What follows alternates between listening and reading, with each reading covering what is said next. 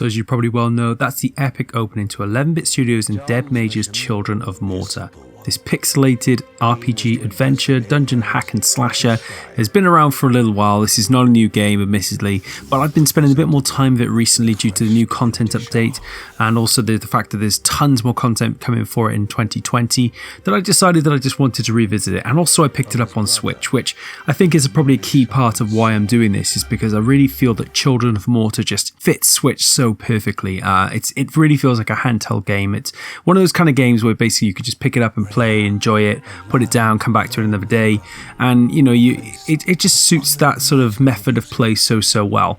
And it's just a great game. I mean, quite frankly, if you haven't tried Children of Morta yet, it's on every platform available. I believe it's on Xbox Game Pass. If you have Game Pass, you should really download it from there. But even if you haven't, I mean, it's just so well worth playing. And as you can kind of see from this, I'm playing a character called John Bergson, and I have to fight back what's known as the corruption. So the Bergson family, basically, they're the custodians of Mount Morta, and what John is doing in that sequence you just saw then is hacking and slashing some of the corruption away. Now, what's quite interesting is when you probably first start the game, you think, oh, I'm only going to play as John Bergson, and that's all I'm going to have available to me, so I'm just going to be using a sword and shield, kind of Diablo style. But when you come through that opening section I just kind of briefly saw there, you meet his daughter Linda, who's on that table you can see with the black hair.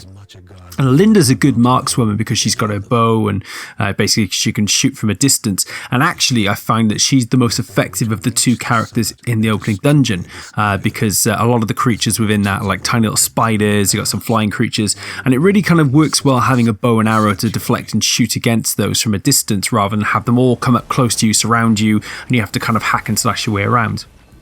So what you're seeing there is the sanctuary, which is basically part of the Bergsons' home. It's kind of underneath their home. There's a giant crystal underneath there. And essentially this has been gifted to them by Rhea.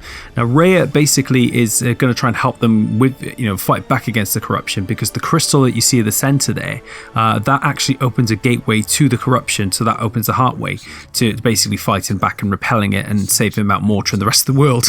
No pressure. But what the Bergsons have to do, the family, the custodians of Mount Morta and the protector of the sanctuary, is essentially they go to different lands, they graft these spirits, which then open the crystal, and then that's what opens the gateway to the corruption. So the kind of the lands that you visit are the dungeons within this, and they're all procedurally generated, which is really quite an interesting way to play this. If you've played anything like Diablo, or you've played some of the roguelikes like a Rogue Legacy and games like that, you'll know exactly what we're talking about in terms of things being procedurally generated and ever changing. So basically what it means is no level is ever really the same, and so you basically you pick a character, which you're going to see shortly. You select the skill tree. So as you can look here, the first level is the Silk Caverns. So I've got the choice initially between John and Linda, John being the father, head of the household, Linda being his daughter. And the different thing about this as well is that the Bergsons all have different abilities. So as you've seen, there are also different skill trees as well for each character. But the fascinating thing about this is that obviously, John has got like a shield of thorns that he uses to deflect against enemies, and he can block and take those attacks, and that helps him kind of push through, hordes and hordes of enemies. But also, as you keep unlocking, aspects of a skill tree for an individual character, you also get a sort of a family-wide, buffs essentially. So like if you've invested, I think it's 4 points in the first stage, for example, you then actually get a family-wide buff, which means all of the Bergsons' speed is increased. And I thought that was a really clever and creative way to kind of make sure that, yes, okay, you could have a preferred character and you can focus on that character individually, but actually the more you kind of invest into that one character, and basically it all sort of benefits everyone. So kind of everyone is sort of on a level pegging. So then if you did decide later on you actually really wanted to play Linda, but she's so, her skill level is lower compared to the rest, that you would have some kind of a benefit to start with. But also what's crucial to that is you can reset all the Bergsons family tree points as well. So essentially you could invest all of those skill points into another Bergson. So this is the opening dungeon, again, as I said, procedurally generated. So what I'm seeing, you're probably not going to necessarily see on your playthrough. And you can see there you've got spiders, which you've got to fight through. Spider is kind of the key, enemy within this dungeon, especially since the spider is the first boss. But yeah, John here is obviously using a lot of sword strikes to attack. My health is quite low. And as you can kind of sort of get a glimpse of from here is that perhaps his sort of method of attack is not the most beneficial for this type of exchange. There are a lot of tiny little enemies that swarm and attack you. But what you can do, you can roll around, you can kind of cast it like as you can see, there's a kind of a lightning kind of spell which drops things from the skies. And by the time you keep fighting and attacking, they also drop like little health potions, which can make it a lot easier for you to survive and keep your health up and above to need to make sure you don't drop and die. So I've gradually sort of regained some health there. But what's interesting about these dungeons as well is they're full with little side quests and little areas and little things that you can do within families and such to kind of progress the story.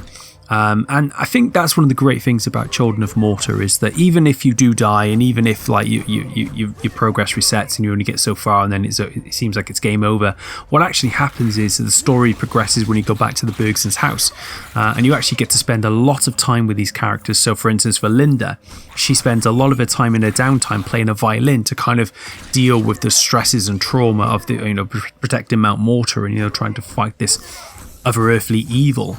And also like for others families, you get ongoing family sagas, like you've got a young boy who really wants to do his bit and help the family, then he finds himself he's becoming too ambitious and too invested in this. Now what you're seeing there is John has just died, and it gives you like a brief run through the run breakdown, how many enemies were killed, the morph being the gold collected, etc, etc.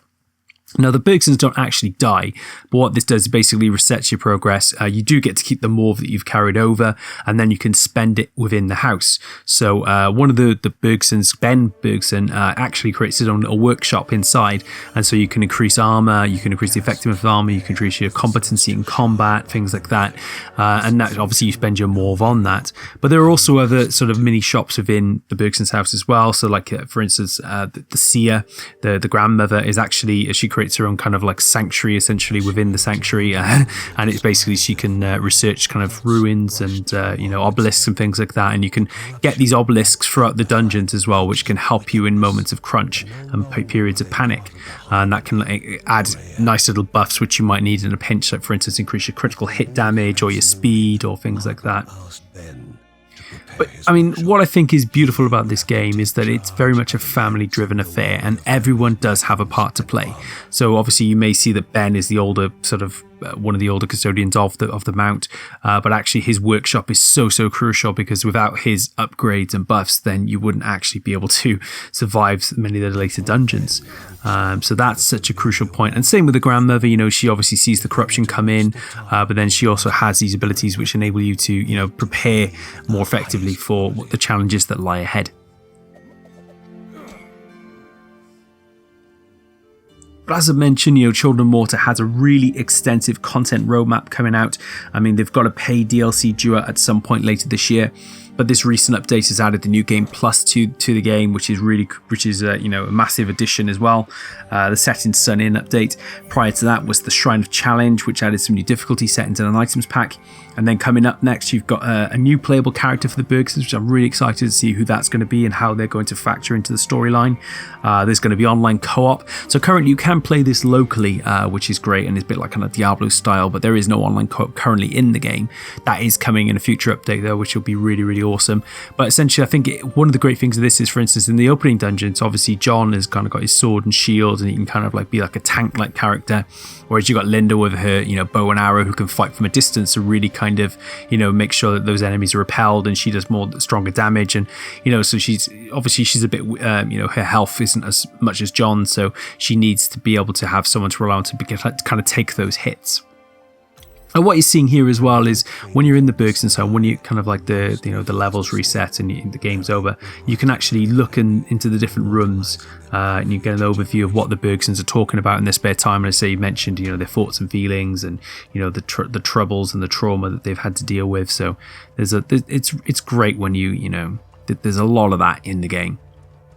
So as you can see now, I'm playing as Linda. Now what if you notice there in these dungeons is that there's like buttons to press on the floor, and so obviously if you walk over those and the doors open in the caverns, and you can move around freely to explore.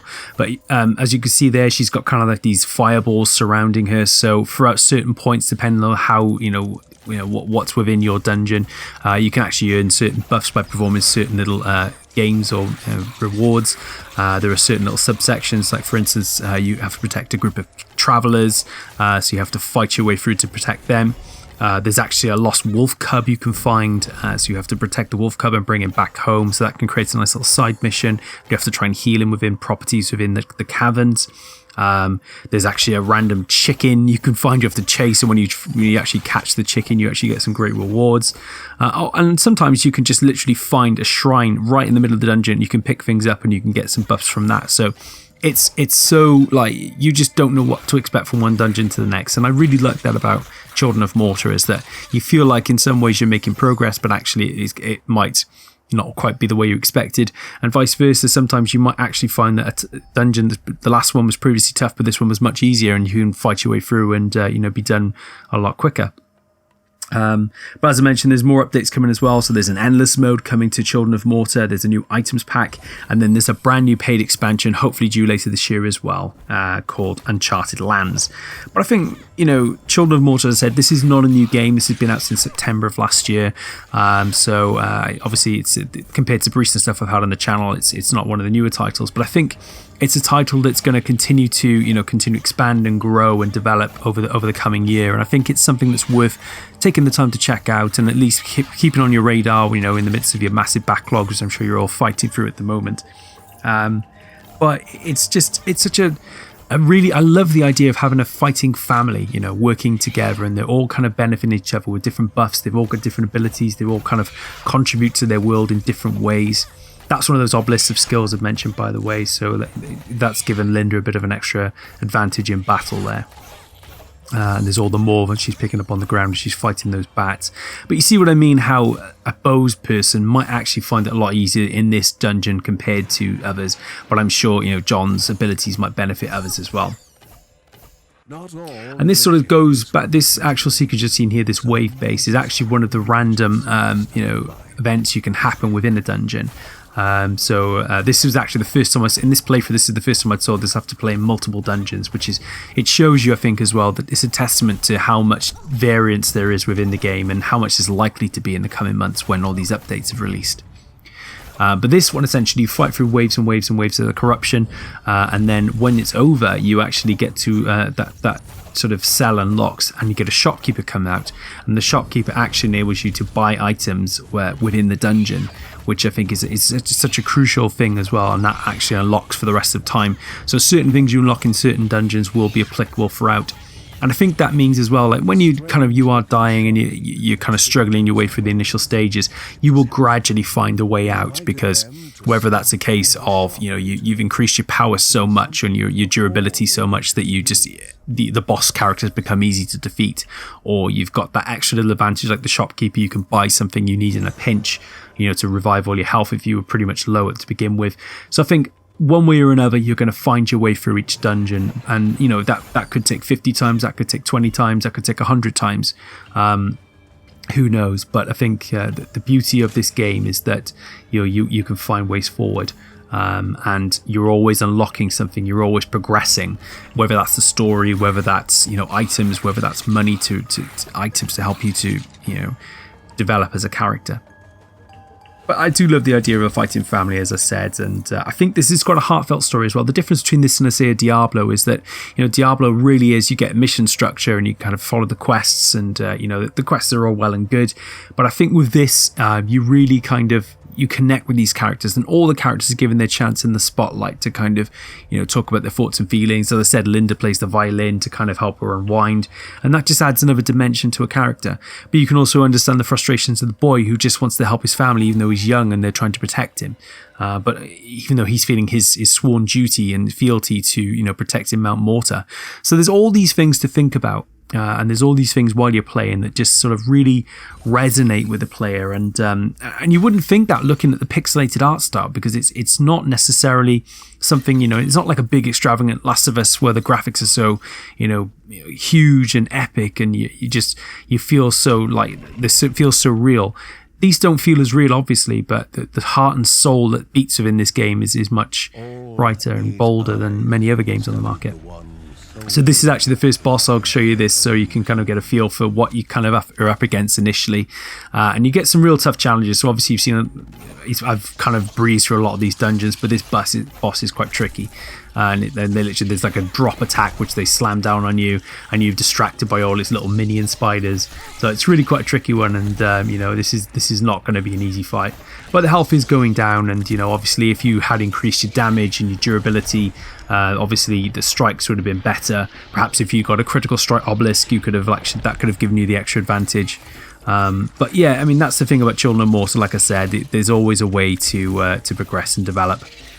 And by the way, if you're probably wondering whether what that 1314 is at the bottom there, that's a bit like if you play Diablo again, you know, if you kill X amount of enemies over a period of time, that adds and contributes to your kind of like your massacre, you know, stats. So like, yeah, 19 enemies slain there. So, and I gained some extra more for doing that.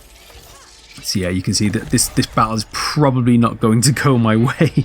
But just to sort of summarize on Children of Morta, I mean, if you really haven't taken the time to play this, if you like a good hack and slash dungeon crawler like a Diablo, or you like roguelike games like Rogue Legacy, really genuinely take the time to check this out, because there's also a lovely story that beats at the heart of all this as well, and it's just such a fun game. But that's going to do it for this video. Thanks for joining us. See you next time.